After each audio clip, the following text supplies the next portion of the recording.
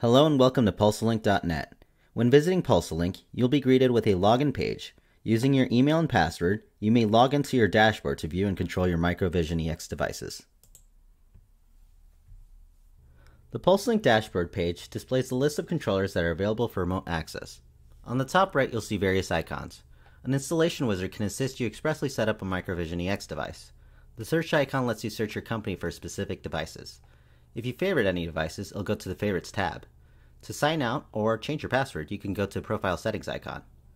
The next row will show your company title, as well as Company Settings icon.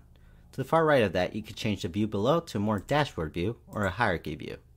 The last button is the Refresh Dashboard icon.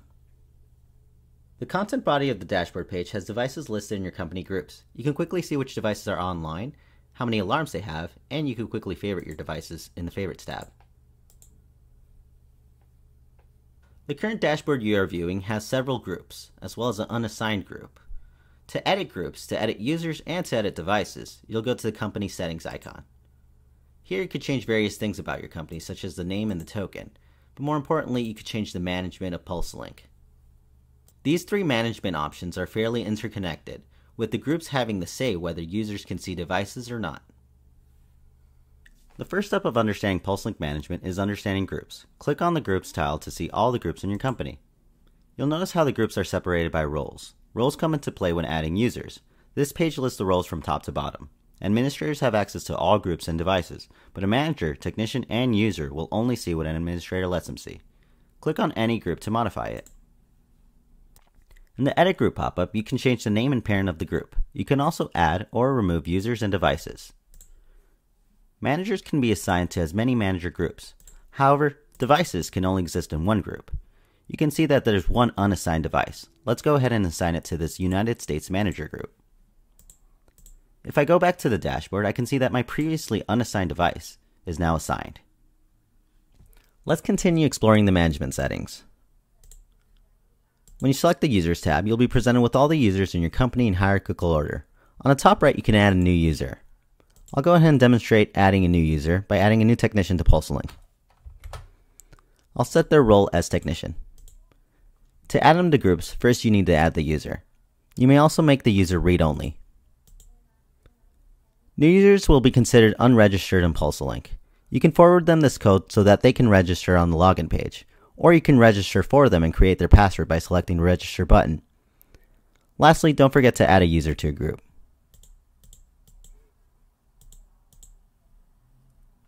You can modify your devices on the management page as well. This page will simply list what is assigned and not assigned. You can edit the device's name by clicking on one. You can also see its unique ID, serial, and also change its group. Let's go back to the dashboard and select a device. When selecting a device, you'll be taken to the Devices Status page. You'll immediately see 4 widget boxes for recent data, alarms, relay statuses, and water meter totals. Next to the serial number at the top, there's a refresh countdown. The status page will automatically refresh, but you can manually refresh the status through your browser window, or you can select the refresh icon next to the back button. Pulsalink simplifies device interactions into 4 major buttons on the top right. Live is where you can instruct your device to continuously send real-time data. Charts is where you can see the history of your device's measurements. Reports is where you can receive emails on certain events pertaining to your device. And Settings is where you can edit all your device's settings. When you click on the Live button, you'll notice that the blue widget boxes will turn purple. This indicates to you that you're in Live Readings mode.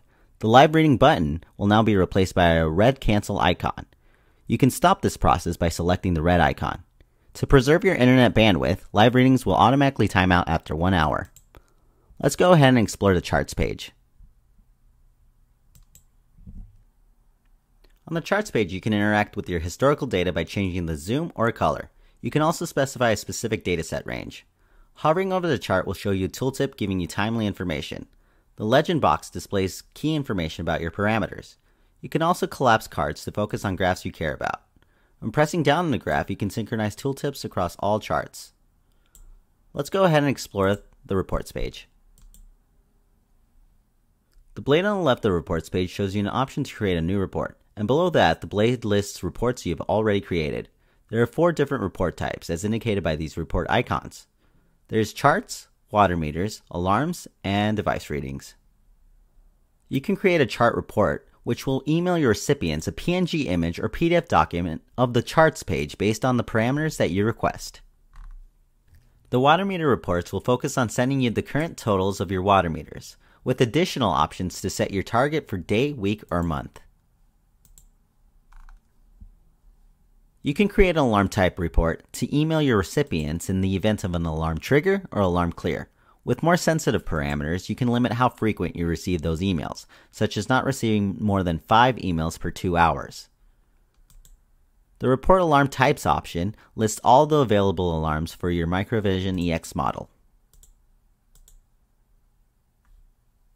Lastly is the Device Readings Report, which is a scheduled email containing information about your probes, 420 mA inputs, and temperature readings.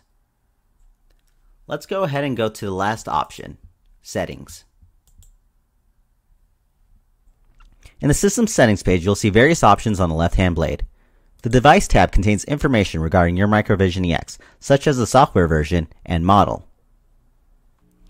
The Display tab affects physical device options and properties, such as the language and display name. You can modify your drum settings in its respective tab, with settings such as the alarm state logic and action for an alarm event. The next digital input are the water meters. You can modify the name and the dry contact or Hall effect multiplier, as well as reset the total for the meters. The 420 mA slots tab will let you modify what type of 420 mA slots are installed in your system. Inputs can only be calibrated in person with your device, but you can change the input type and name. You can change various options in the output settings, such as low and high output and point. Probes, Relays, and Timers tab contains in-depth settings for all your relays. Probes have settings regarding set point, alarms, and limit timers. Timers have setting regarding timer type, which include popular timers like Pulse, 28-day timer, and set point control. You can modify the name for both probes and timers, and also override the relays with hands-off auto mode, also known as HOA mode. HOA mode recommends live readings to be turned on the status page to see immediate modifications. You can force a relay off, on for a certain amount of time, or leave it to its default programming in auto mode. The Passwords tab lets you change options for accessing your device in person. When you turn it on, you can set an admin and user password, as well as limit the options a user can do when interacting with the physical device. The last setting is managing your Pulsalink data. You may download a range of historic data from our systems via the Download Server Data Log option. Additionally, you can download the configuration file of your selected device for backup and redistribution.